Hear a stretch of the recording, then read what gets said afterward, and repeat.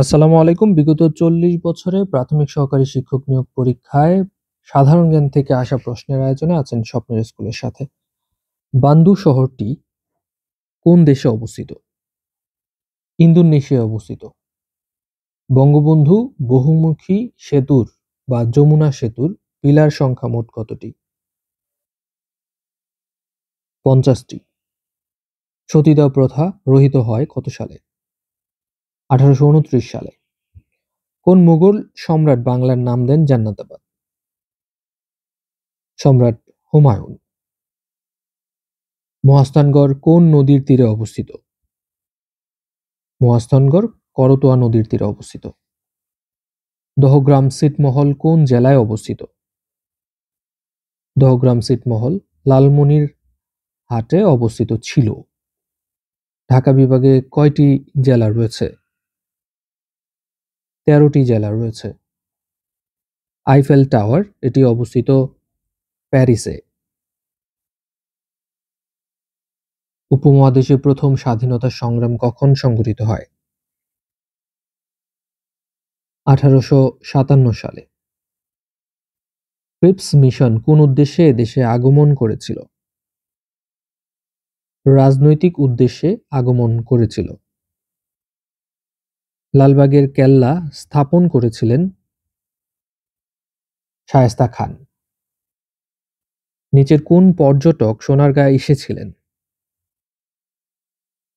Ibn Battuta. যখন কোনো বস্তুকে বিষুবরেখা থেকে মেরুতে নিয়ে যাওয়া হয় তখন তার ওজন বেড়ে যায়।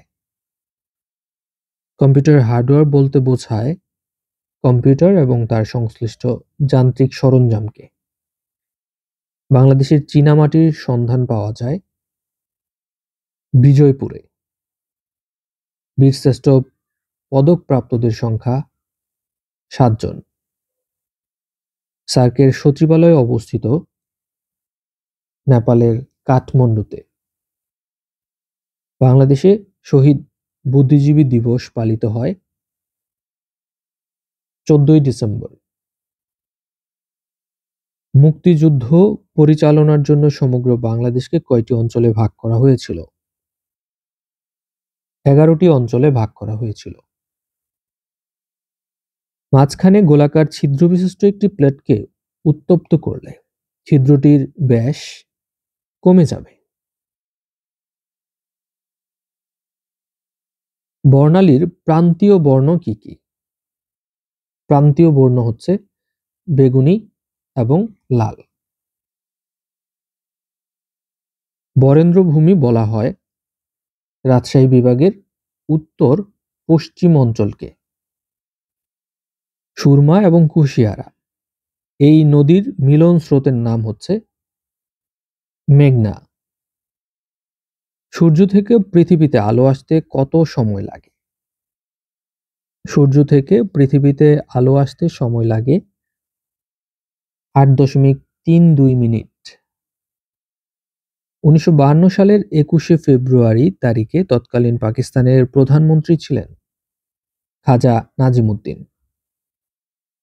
বাংলায় ইউরোপীয় বণিকদের মধ্যে প্রথম কারা এসেছিল? প্রথম পর্তুগিজরা এসেছিল। গ্র্যান্ড ট্রাঙ্ক এই রোডের নির্মাতা হচ্ছে শেরশাহ। বাংলার প্রথম মুসলিম বিজেতা কে? বাংলার প্রথম মুসলিম বিজেতা হচ্ছে বখতিয়ার খলজি। কম্পিউটারের ডিজিটাল পদ্ধতির অভ্যন্তরে সাধারণত যে সংখ্যা পদ্ধতি ব্যবহার করা হয় সেটা মূলত বাইনারি সংখ্যা, অর্থাৎ 0 এবং 1। কোন তারিখে বাংলাদেশের সংবিধান কার্যকর হয়েছিল? ১৬ই ডিসেম্বর ১৯৭২ সালে। সংবিধানের পঞ্চম সংশোধনী গৃহীত হয়েছিল কখন? ১৯৭৯ সালে। প্রথম সাব গেমস অনুষ্ঠিত হয় কাঠমান্ডুতে। বাংলাদেশে বাধ্যতামূলক প্রাথমিক শিক্ষা কখন থেকে চালু হয়? বাধ্যতামূলক প্রাথমিক শিক্ষা চালু হয় ১৯৯২ সালের ১লা জানুয়ারি। শৈবাল কোন জাতীয় উদ্ভিদ? শৈবাল সবুজ উদ্ভিদ। একটি জাহাজ সমুদ্র থেকে নদীতে প্রবেশ করলে জাহাজের তল আরো ডুববে। মেরুরেখা বা অক্ষের দক্ষিণ প্রান্ত বিন্দুকে বলা হয় কুমেরু। চট্টগ্রাম গ্রীষ্মকালে দিনাজপুর অপেক্ষা শীতল এবং শীতকালে উষ্ণ থাকে। এর কারণ হচ্ছে সামুদ্রিক বায়ুর প্রভাবে। রাষ্ট্র কয়টি উপাদান নিয়ে গঠিত? রাষ্ট্র মোট 4টি উপাদান নিয়ে গঠিত। বাংলাদেশের বিখ্যাত মণিপুরী নাচ কোন অঞ্চলের? মণিপুরী নাচ সিলেট অঞ্চলের। বাংলাদেশে মন্ত্রী পরিষদ তাদের কাজকর্মের জন্য দায়ী থাকে জাতীয় সংসদের কাছে। কে জাতীয় সংসদের অধিবেশন আহ্বান করেন? জাতীয় সংসদের অধিবেশন আহ্বান করেন রাষ্ট্রপতি। বাংলাদেশের কোন সাঁতারু ইংলিশ চ্যানেল অতিক্রম করেছিলেন? ব্রজেন দাস। একটি বালিকা দোলনায় বসে দোল খাচ্ছে। সে উঠে দাঁড়ালে তার দোলনকালের কি পরিবর্তন ঘটবে? শূন্য হবে।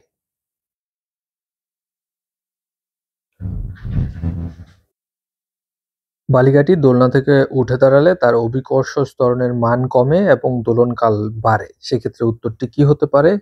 কোনো সায়েন্সের স্টুডেন্ট যদি থাকেন তাহলে জানাতে পারেন কমেন্টে। ভূমিকম্প নির্ণায়ক যন্ত্রের নাম কি? ভূমিকম্প নির্ণায়ক যন্ত্রের নাম হচ্ছে সিসমোগ্রাফ। ফকির আন্দোলনের নেতা কে ছিলেন? মজনু শাহ। ইউরোপ থেকে সমুদ্রপথে ভারতবর্ষে আসার পথ আবিষ্কৃত হয় কত সালে? 1487 সালে।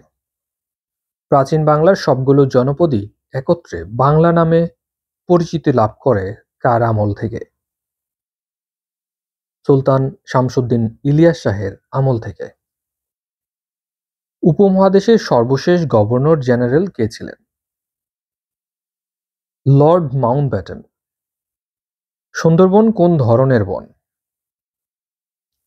সুন্দরবন হচ্ছে ম্যানগ্রোভ টাইপের বন।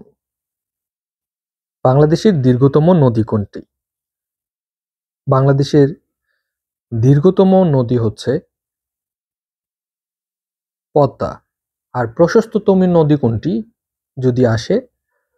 আচ্ছা, এর পরের যে প্রশ্ন, বাংলাদেশের প্রশস্ততম নদী কোনটি আপনারা কমেন্টে জানাতে পারেন। আর পৃথিবীর বৃহত্তম নদী কোনটি? পৃথিবীর দীর্ঘতম নদী যদি বলা হয় তাহলে সেটা নীল নদ, আর যদি বৃহত্তম নদী বলা হয় তাহলে সেটা আমাজন। কম্পিউটার পদ্ধতির দুটি প্রধান অঙ্গ, একটি হচ্ছে হার্ডওয়্যার, একটা হচ্ছে সফটওয়্যার। কম্পিউটার ডিজিটাল পদ্ধতির অভ্যন্তরে যে সংখ্যা পদ্ধতি আছে সেটা হচ্ছে বাইনারি সংখ্যা পদ্ধতি। 2010 সালে ফুটবলে কি হয়েছিল সেটা আমার জানার দরকার নেই। রিসেন্ট যে তথ্য সেগুলো আমাদের সাম্প্রতিকে আমরা দিয়ে দিব। উদ্ভিদ কোষ থেকে বাষ্পাকারে পানি বের হয়ে যাওয়ার প্রণালীকে বলা হয় প্রস্বেদন। বাংলাদেশের পতাকা প্রথম উত্তোলন করা হয় 2রা মার্চ 1971 সালে ঢাকা বিশ্ববিদ্যালয়ের বটতলায়। স্বাধীন বাংলাদেশের প্রথম president Sheikh Mujibur Rahman. Testing salt এর রাসায়নিক নাম মনোসোডিয়াম গ্লুটামেট।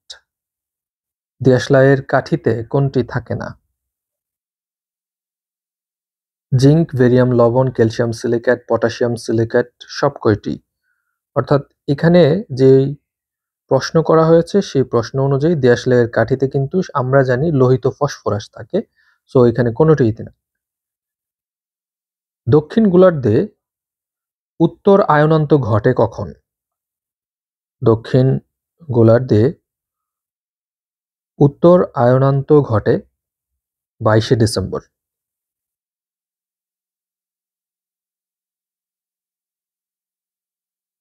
আপনারা জানেন যে 21শে জুন উত্তর গোলার্ধে সূর্যের দিকে সবচেয়ে বেশি ঝুঁকে থাকে, তাই ওই দিন উত্তর গোলার্ধে দীর্ঘতম দিন এবং ক্ষুদ্রতম রাত হয়। আর 22শে ডিসেম্বর দক্ষিণ গোলার্ধ এবং সূর্যের দিকে সবচেয়ে বেশি ঝুঁকে থাকে, তাই ওই দিন দক্ষিণ গোলার্ধে দীর্ঘতম দিন এবং ক্ষুদ্রতম রাত হয়। 22শে ডিসেম্বর সূর্য দক্ষিণায়নের শেষ সীমানায় পৌঁছায়, তাই একে দক্ষিণ অয়নান্ত বলা হয়। সৌরজগতের বৃহত্তম গ্রহ কোনটি? বৃহস্পতি। বাংলাদেশের একমাত্র পাহাড়ি দ্বীপ কোনটি? কক্সবাজারের মহেশখালী। বাংলাদেশের বৃহত্তম হাওর কোনটি? বাংলাদেশের বৃহত্তম হাওর হচ্ছে হাকালুকি হাওর। বাংলাদেশের সংবিধান সর্বপ্রথম কোন তারিখে গণপরিষদে উত্থাপিত হয়? গণপরিষদে উত্থাপিত হয় 12ই অক্টোবর 1972। ঢাকার মোহাম্মদপুরে অবস্থিত 7 গম্বুজ মসজিদের গম্বুজের সংখ্যা? যেহেতু লেখাই আছে এখানে 7 গম্বুজ, গম্বুজ সংখ্যা কতটি হবে আপনারা কমেন্টে জানান। মহামনি বিহার কোথায় অবস্থিত? মহামনি বিহার চট্টগ্রামের রাউজানে অবস্থিত। আনুষ্ঠানিকভাবে স্বাধীনতার ঘোষণাপত্র কবে জারি করা হয়? 10ই এপ্রিল 1971 সালে। সংবিধানের কোন অনুচ্ছেদ অনুযায়ী বাংলাদেশের সকল নাগরিকগণ বাংলাদেশী বলে গণ্য হবে? 6-2 অনুযায়ী। অনুচ্ছেদ 6-2 অনুযায়ী সবাই বাংলাদেশী। মেঘলা রাতে শিশির উৎপন্ন হয় না। জাতিসংঘ জন্ম লাভ করে 1945 সালে। ভূমিকম্প নির্দেশক যন্ত্রের নাম? সিসমোমিটার। WWW এর পূর্ণরূপ হচ্ছে ওয়ার্ল্ড ওয়াইড ওয়েব। মেমোরিকে 2 ভাগে ভাগ করা যায়। 10 সালের ফুটবল নিয়ে আমরা আলোচনা করব না। প্রথম পতাকা উত্তোলিত হয় ঢাকা বিশ্ববিদ্যালয়ের এক ছাত্র সভায়। বাংলাদেশের প্রথম অস্থায়ী সরকার গঠিত হয় মেহেরপুরে। ভূগোলকে কতটি অক্ষাংশ রেখা আছে? ভূগোলকে অক্ষাংশ রেখা আছে 180টি। পৃথিবীর যমজ নামে পরিচিত কোন গ্রহ? শুক্র গ্রহ। পদ্মা ও যমুনা নদী মিলিত হয়েছে কোথায়? গোয়ালন্দে। বাংলাদেশের সবচেয়ে উত্তরে অবস্থিত স্থানের নাম হচ্ছে বাংলাবান্ধা। বীরুত্তম খেতাবে ভূষিত করা হয়েছিল 68 জনকে। বধ্যভূমি স্মৃতিসৌধ রায়ারবাজার এর নকশাবিদ কে ছিলেন? ফরিদউদ্দিন আহমেদ ও জামিয়াল শাফি। ঢাকার মোহাম্মদপুরে 7 গম্বুজ, এই প্রশ্নটা মনে হয় অনেকবারই এসেছে। এটা মূলত নির্মিত হয়েছিল সপ্তদশ শতাব্দীতে। হামিদুর রহমানের পদবী, বীরশ্রেষ্ঠ হামিদুর রহমানের পদবী হচ্ছে সিপাহী। বীরশ্রেষ্ঠ মহিউদ্দিন জাহাঙ্গীরের কবর, এটি অবস্থিত চাঁপাইনবাবগঞ্জ জেলায়। প্রতিফলিত শব্দকে বলা হয় প্রতিধ্বনি। সূর্য থেকে পৃথিবীতে তাপ আসে কোন পদ্ধতিতে? বিকিরণ পদ্ধতিতে। ওভাল কোন খেলার জন্য বিখ্যাত? ওভাল ক্রিকেট খেলার জন্য বিখ্যাত। সর্বাধিক স্নেহ জাতীয় পদার্থ কোন খাদ্যে বিদ্যমান? দুধে। দুটি স্থানের মধ্যে দ্রাঘিমাংশের পার্থক্য 1 ডিগ্রি হলে সময়ের পার্থক্য হবে 4 মিনিট। পৃথিবীর নিকটতম গ্রহের নাম হচ্ছে শুক্র। সৌরজগতের কোন গ্রহের সবচেয়ে বেশি উপগ্রহ রয়েছে? এই প্রশ্নের উত্তর হবে বৃহস্পতি, কারণ বৃহস্পতির উপগ্রহ সংখ্যা হচ্ছে 67টি, শনির ক্ষেত্রে হচ্ছে 63টি, মঙ্গলের 2টি আর শুক্র গ্রহের কোনো উপগ্রহ নেই। মহাস্থানগড় কোন নদীর তীরে অবস্থিত? মহাস্থানগড় হচ্ছে করতোয়া নদীর তীরে অবস্থিত। বাংলাদেশের বৃহত্তম নদীর নাম হচ্ছে মেঘনা নদী। জাতীয় পতাকার অনুপাত হচ্ছে 5:3 আর বড় করলে হচ্ছে 10:6। জাতীয় পতাকার ডিজাইনার হচ্ছেন কামরুল হাসান। সোনারগাঁ এর পূর্ব নাম ছিল সুবর্ণগ্রাম। বীরশ্রেষ্ঠ মহিউদ্দিন জাহাঙ্গীরের পদবী ছিল ক্যাপ্টেন মহিউদ্দিন জাহাঙ্গীর। বাংলাদেশের সংসদীয় ব্যবস্থা এটি সংবিধানের কোন সংশোধনীর মাধ্যমে পুনঃপ্রবর্তিত হয়েছিল? দ্বাদশ সংশোধনীর মাধ্যমে। পৃথিবী এবং তার নিকটস্থ বস্তুর মধ্যে যে টান তাকে বলা হয় অভিকর্ষ। নোবেল পুরস্কার কোন দেশ থেকে দেওয়া হয়? নোবেল পুরস্কার দেওয়া হয় সুইডেন থেকে। নিপ্পন কোন দেশের পুরাতন নাম? নিপ্পন জাপানের পুরাতন নাম। আপনারা জানেন যে প্রাইমারির 100 দিনে মোট 100টি পিডিএফ এবং 100টি কুইজ পরীক্ষা। এই কুইজ পরীক্ষা এবং পিডিএফ গুলো আমরা দিচ্ছি আমাদের টেলিগ্রাম গ্রুপের মধ্যে। আপনারা প্রতিদিন রাত 9টার সময় পরীক্ষা দিতে পারবেন। 10টার পর রেজাল্ট পাবলিশ করা হয়। পিডিএফ গুলো ডাউনলোড করতে পারবেন। কেউ যদি নতুনও ওই টেলিগ্রাম গ্রুপে যুক্ত হন তাহলে আগের পিডিএফ গুলো ডাউনলোড করতে পারবেন এবং পরীক্ষাগুলো দিতে পারবেন। তাই গোছানো প্রস্তুতি নেওয়ার জন্য এবং নিজের কনফিডেন্স ডেভেলপ করার জন্য স্বপ্নের স্কুলের পরীক্ষাগুলো দিতে থাকুন সম্পূর্ণ ফ্রিতে। স্বপ্নের স্কুলের সাথেই থাকুন। আসসালামু আলাইকুম।